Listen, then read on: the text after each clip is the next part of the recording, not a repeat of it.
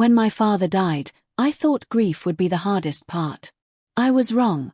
At the will reading, my stepmother Vivien wore black silk and fake tears. Her son Ryan lounged beside her, already smiling like the new heir. The lawyer's voice trembled as he read the document, every word slicing deeper. The company, the mansion, the yacht, all theirs. And me. A single envelope inside a one-way ticket to London. They laughed. Vivien leaned close, whispering, "Guess your father wanted you out of the picture." I wanted to scream, to tear that ticket apart, but something about it felt deliberate, like a message meant only for me. So, I packed my bag and left. What I didn't know was that across the ocean, a woman I'd never met was waiting. And when she finally spoke to me, her 4 words changed everything I believed about my life. The sky was grey. The morning they read my father's will, the kind of grey that swallows sunlight and hope alike.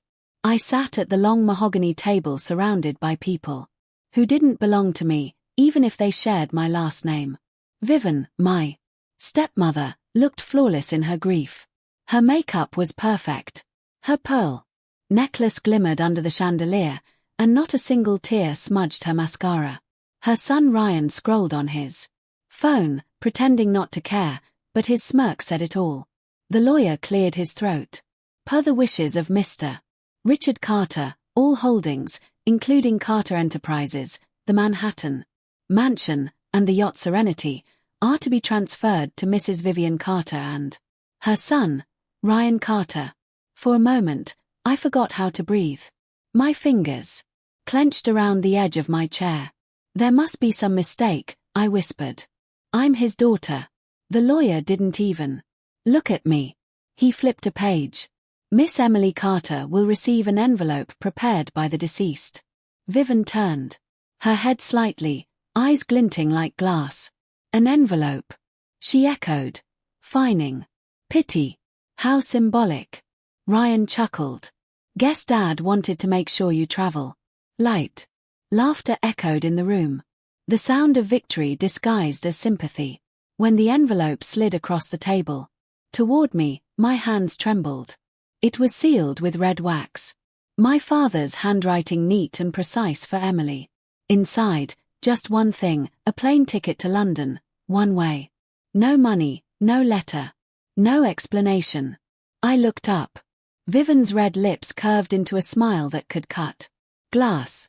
"London's lovely this time of year," she purred. "You should leave soon." I could feel heat crawling up my neck, humiliation burning under my skin. For years, I'd tried to earn my father's approval.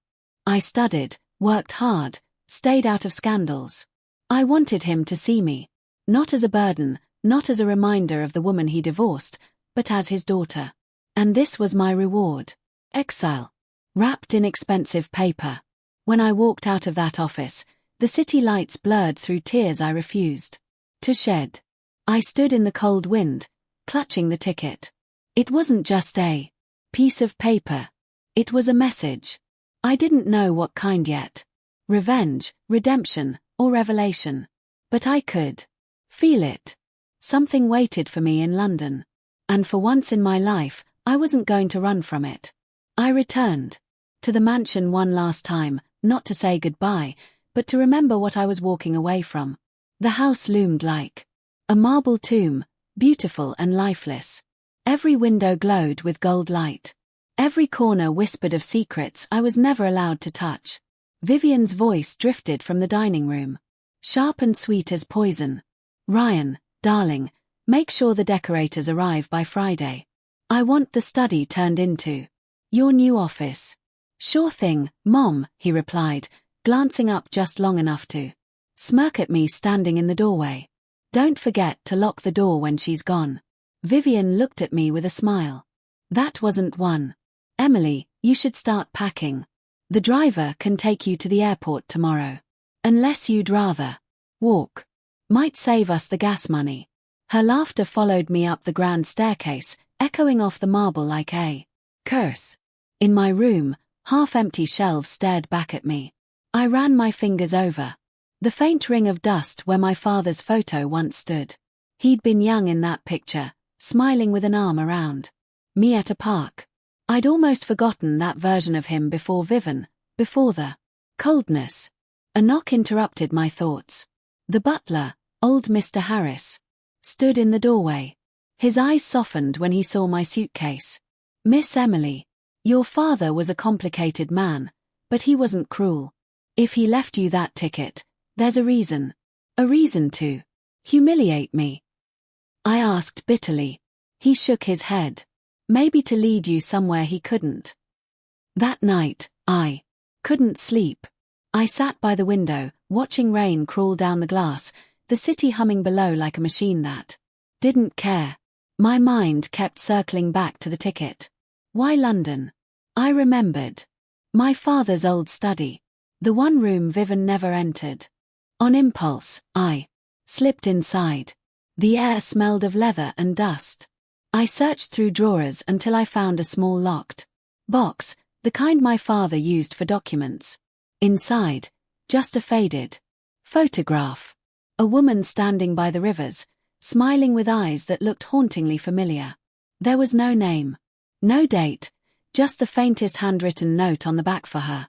"One day she'll understand." The photo sent a chill through me. I packed it with the ticket, my passport, and the little courage I had left. At dawn, I dragged my suitcase through the silent hall. The chandeliers glimmered faintly, like ghosts watching me go. Outside, the wind bit at my face. As the driver loaded my bags, Vivien appeared on the porch in her silk robe, coffee in hand. "Bon voyage, sweetheart," she said, mockingly cheerful. "Maybe you'll find yourself over there." I met her gaze. "One last time." "Maybe I will," I replied and closed the car door. As the mansion disappeared behind me, I felt the weight of my past fall away, heavy, but freeing. The ticket in my pocket wasn't humiliation anymore. It was a beginning.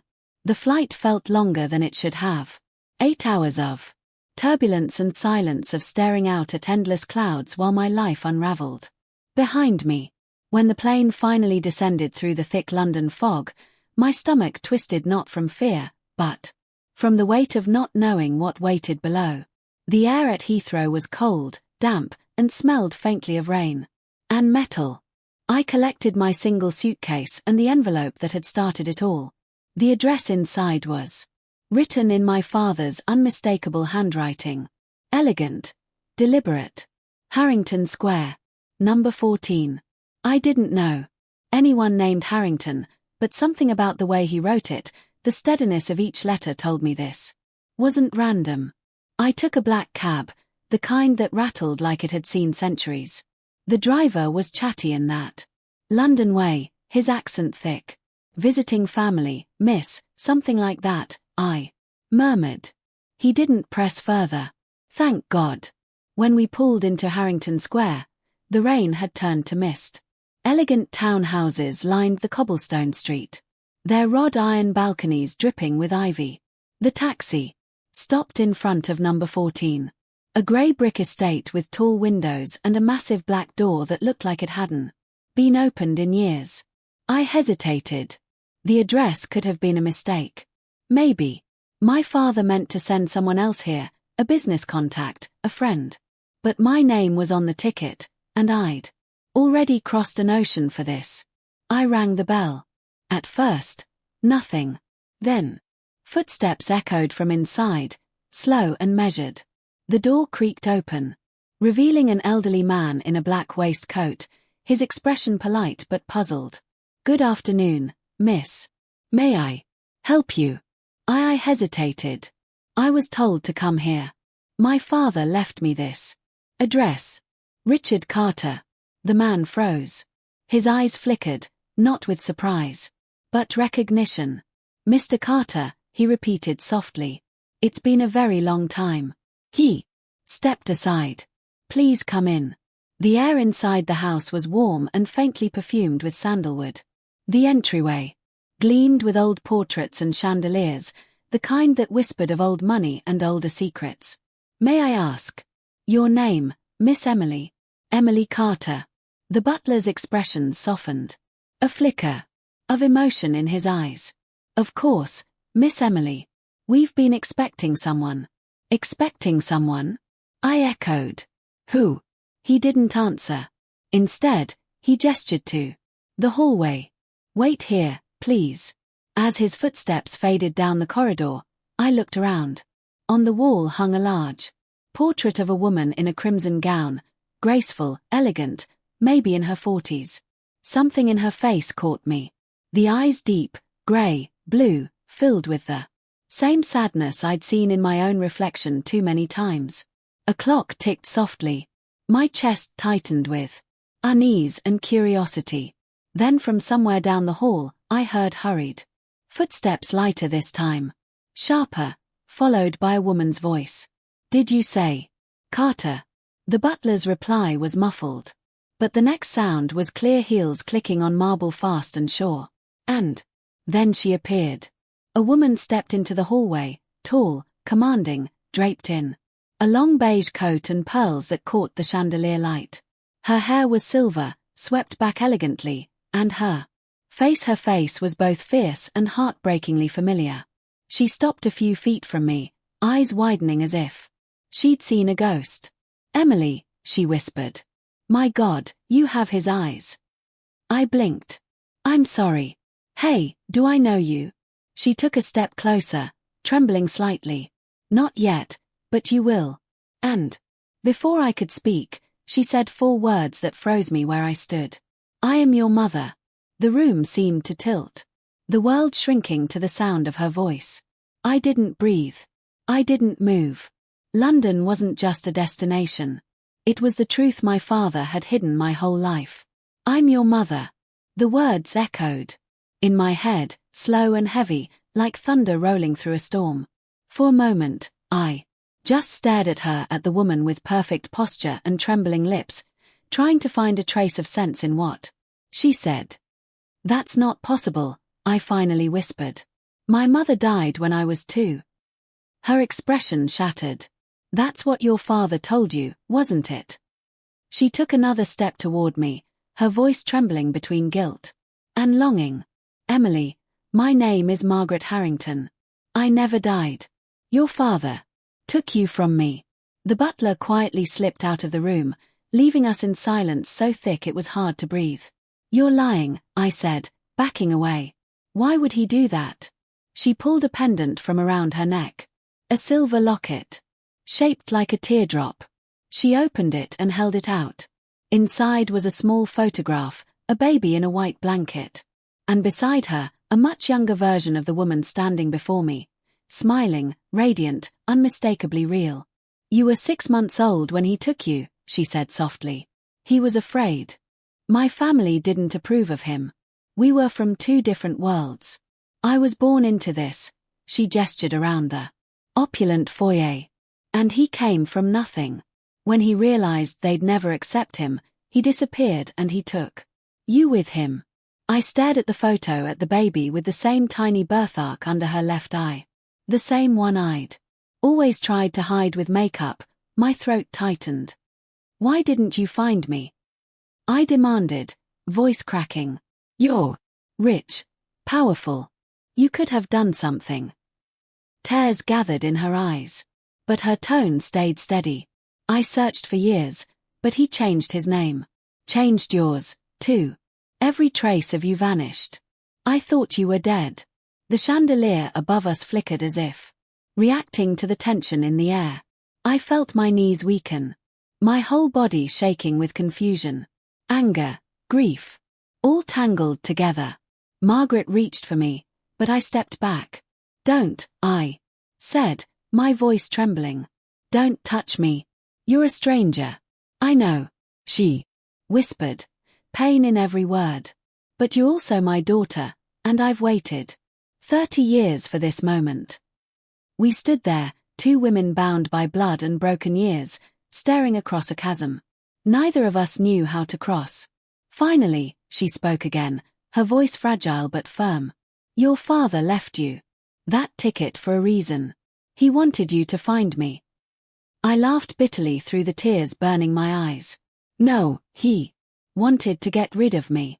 No, Emily, her tone sharpened. He wanted you to know the truth before it was too late. She reached into her coat pocket and handed me an old envelope. He sent this to me years ago. I never opened it until now. Inside was a single folded letter dated 6 months before my father's death. His handwriting, the same elegant, calculated script I knew so well, filled the page. Margaret, I can't keep hiding. She deserves to know who you are. One day she'll find this ticket and follow it home. My chest HDD so fiercely I had to grip the edge of a table to stand. My father hadn't banished me. He'd led me here. Margaret reached for me again. This time slowly, gently, and for the first time, I didn't pull away. You've suffered enough, she whispered. But you're home now, Emily. You're finally home. I didn't answer. I couldn't. My world had been rewritten in a single afternoon. The stepmother who raised me had stolen my peace. The father who ignored me had hidden a truth. And the stranger in pearls before me, she wasn't a stranger at all. She was the mother I'd been missing my entire life. I spent the night at Margaret's estate, though sleep never came. My thoughts twisted between disbelief and reluctant acceptance. Every corner of the mansion whispered of a world I was never meant to see. The gleam of silver-framed portraits, the velvet hush of hallways, the faint scent of lavender and expensive wine. At dawn, I found her in the sunroom, sitting by the tall windows, overlooking the garden. She looked calm, but her eyes, the same storm grey as mine, carried decades of regret. You didn't have to stay, she said softly when she saw me. I couldn't leave, I admitted. Not until I know everything. She nodded slowly. Then you deserve the truth. Margaret began to speak, her words steady, deliberate, but full of wounds that never healed. Your father and I met 32 years ago, she said. He was a young architect working on a renovation for my family's firm. Ambitious, brilliant, and so proud. He wanted to build his own empire, not live off anyone's fortune. I loved that about him. Her voice cracked slightly, but she pressed on. We fell in love quietly. My father despised him. Said he was chasing my money. When I became pregnant with you, they tried to force me to end it. I refused. Richard promised to protect me. To protect you. We ran away. She paused, taking a trembling breath. But love isn't enough when the world is built on power and pride. I stared at her hands, perfectly manicured, yet trembling as if holding ghosts. What happened? I asked. We were happy for a while, she whispered. But when money ran short, he changed.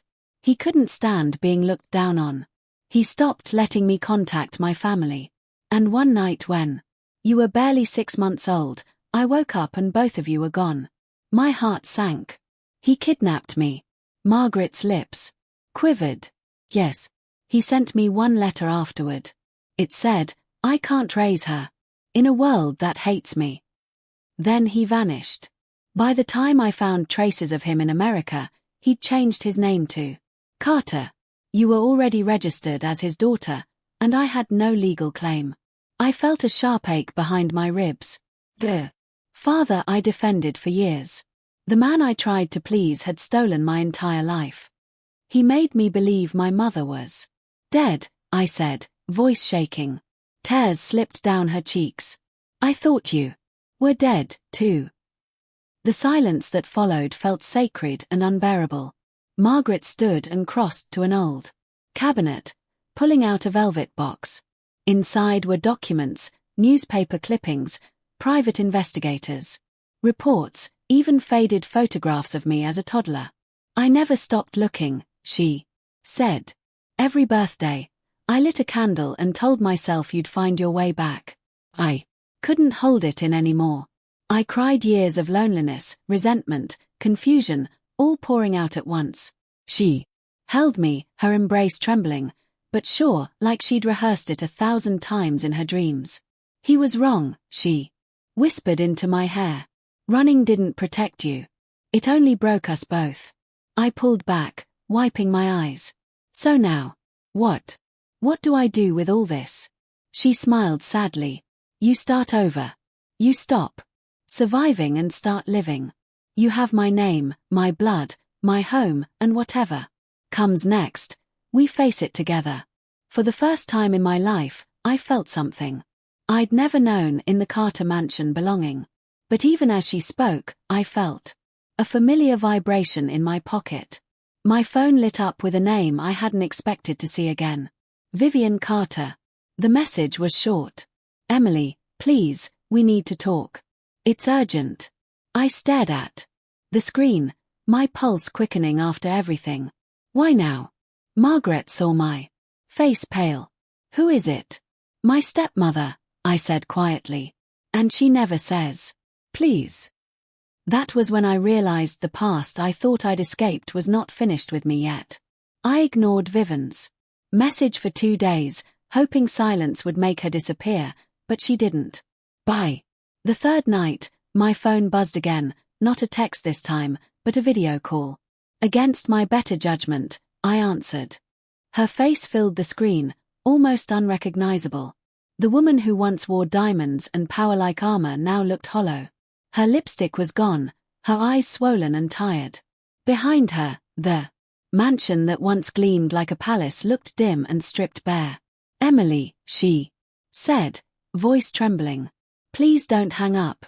I stayed silent. Everything's gone. She continued, the words tumbling out. The company's bankrupt. The investors pulled out. The yacht was seized last week. Even the house is under foreclosure. I felt a strange stillness inside me. Not satisfaction, not joy. Just emptiness.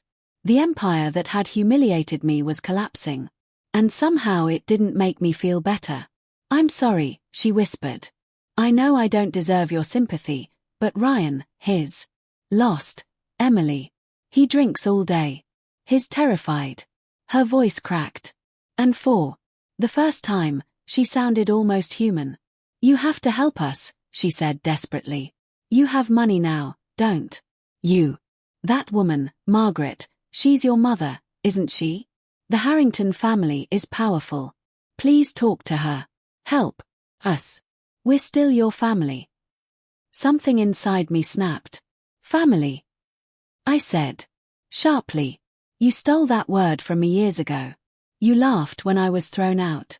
You called me worthless, her eyes filled with tears. I know, and I hate myself for it, but you're the only one who can fix this. Fix it. I scoffed. You think money fixes everything? Maybe. It did for you, but not anymore. There was silence. Then, faintly, I heard Ryan's voice in the background, loud, angry. Why are you begging her, Mom? She's nothing. She's the reason Dad cut us off. I clenched my jaw, my pulse pounding. Tell him, I said coldly, that Dad left me a ticket, not a fortune. The only thing he cut was the truth from all of us. Vivien tried to speak, but I ended the call before she could. I sat there shaking, anger and sadness mixing like poison. Margaret found me minutes later standing by the window, my phone still in my hand. Was it her? She asked quietly. I nodded. They've lost everything. She wants me to help. Injury. Margaret's expression didn't change. She simply walked over, placed a hand on my shoulder, and said, And what do you want, Emily? That question hit harder than I expected. What did I want? Revenge, justice, closure. I didn't even know anymore. After a long silence, I whispered, I want to see them one last time. Not for them. For me. Margaret studied me, then nodded. Then we go together. You won't face them alone. 2 days later, we boarded a flight to New York. As the plane soared above the Atlantic, I stared out the window at the dark clouds and thought about how small everything looked from above, even pain.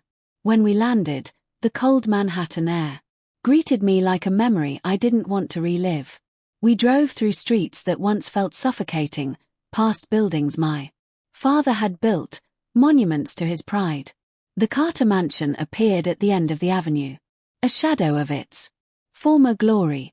The iron gates were rusted, the garden overgrown, the windows dark. The golden crest that once gleamed on the front door was now dull and cracked. I stood outside, my breath fogging in the air. "You don't have to do this," Margaret said softly beside me. "I do," I murmured.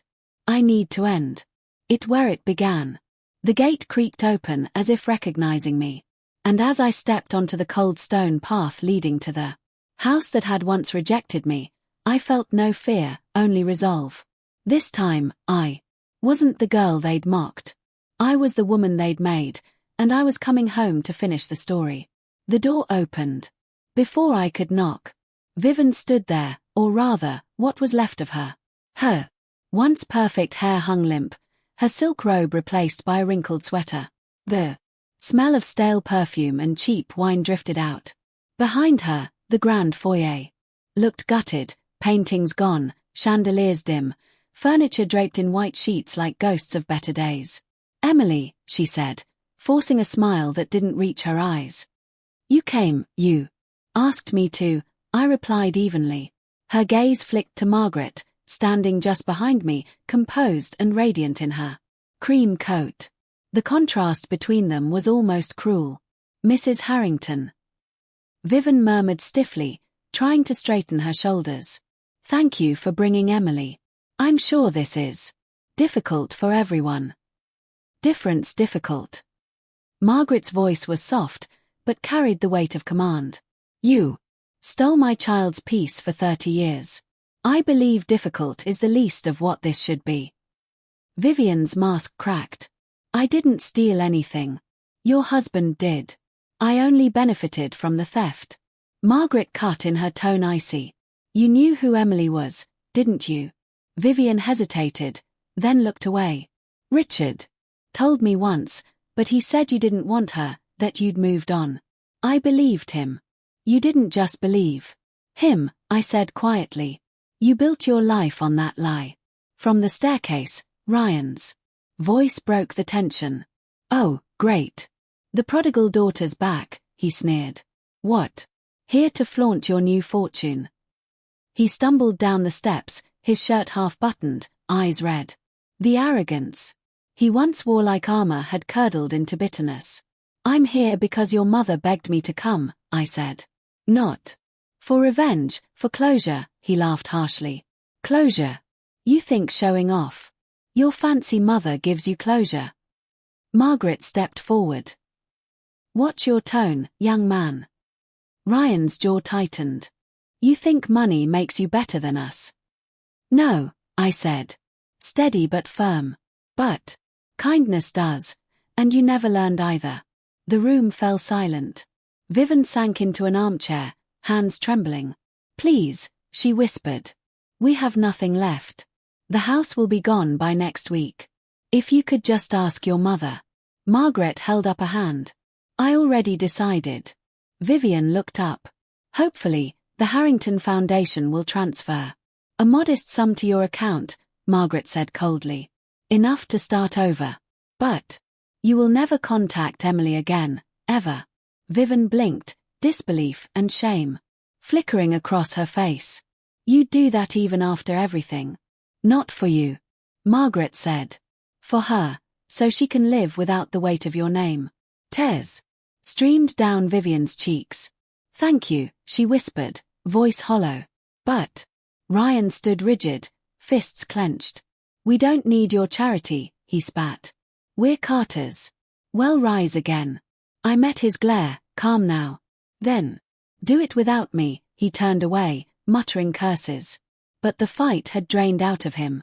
For a moment, the only sound was the soft ticking of the grandfather clock, the same one that had watched me sit alone at countless dinners years ago.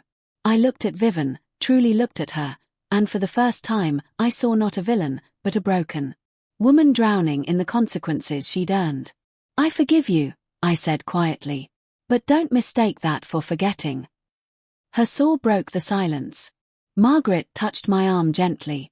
"It's time to go. Sweetheart, I nodded. As we stepped out into the cold air, the heavy front door creaked shut behind us, a sound like a chapter closing for good.